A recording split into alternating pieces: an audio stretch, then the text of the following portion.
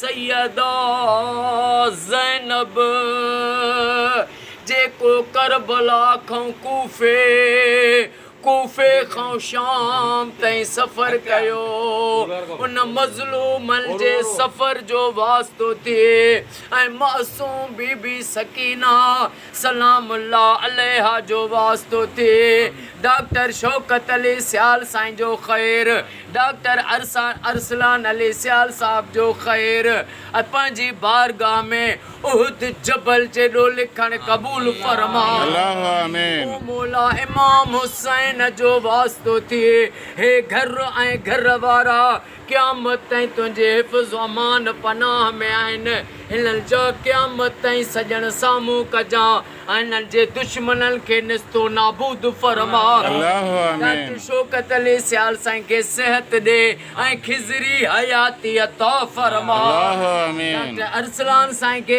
कामयाबी ज़िंदगी में हर मोड़ ते कामयाबी फतेह ऐं इज़्ज़त अता फरमा अल्लाह आमीन। उस्ताद अमानुल्लाह सियाल साईं खे साईं जे बचड़नि खे मौला नबी सरदार जे बचड़नि जो वास्तो थी क़यामत ताईं आबाद फरमा अल्लाह आमीन। उस्ताद अमानुल्लाह सियाल साईं जे दिलनि जूं जॉइज़ तमन्नाऊं पूरियूं फरमा अल्लाह आमीन। साईं मोहम्मद उर्स सियाल साईं खे सिहत ऐं वॾी खिज़री हयाती अता फरमा अल्लाह आमीन। मोहम्मद उर्स साईं जे सभिनी भाइरनि खे हिदायतुल्लाह सादुल्लाह साईं खे सभिनी घर वारनि खे ओ मौला नबी साईं जे सदके सिहत ऐं वॾी हयाती अता फरमा अल्लाह आमीन।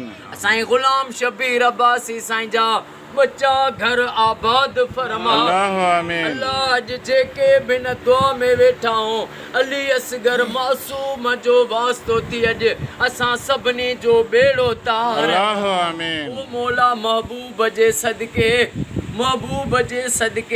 अॼु जंहिं डॉक्टर साईं खे दुआ जे लाइ चयो उन्हनि सभिनी जा बेड़ा पार फरमा अल्लाह आमीन। ओ मौला जंहिं बि दुआ जे लाइ चयो उन्हनि जो बेड़ो तार अल्लाह आमीन। सुहेल अहमद सियाल साईं खे ओ मौला पंहिंजे हिफ़्ज़ अमान हर मोड़ ते कामयाबी अता फरमा अल्लाह आमीन। साजिद अली सियाल साईं खे साईं जे अबे अमा खे सिहत अता फरमा अल्लाह अॼु आमीन। असां सभई जेके बि दुआ में वेठा आहियूं रब असां सभिनी ते जेके बि मुश्किलातूं आहिनि मुश्किल कुशा जो वास्तो थी असां तो मुश्किलातूं दूर फरमा अल्लाह आमीन। महबूब जी सारी उम्मत खे फ़िरका वारियत खां बचा अल्लाह आमीन। ओ मौला असांजे सिंध धरती वतन पाकिस्तान खे पंहिंजे हिफ़्ज़ अमान अता फरमा अल्लाह आमीन। फ़लस्तीन जी ग़ैब मो मदद फरमा अल्लाह आमीन। इन्नल्लाह व मलाइकतहु युसल्लूना अलल नबी हक नबी या रसूल या अल्लाह। अय्युहल्लज़ीना आमनू सल्लु अलैहि व सल्लिमू तस्लीमा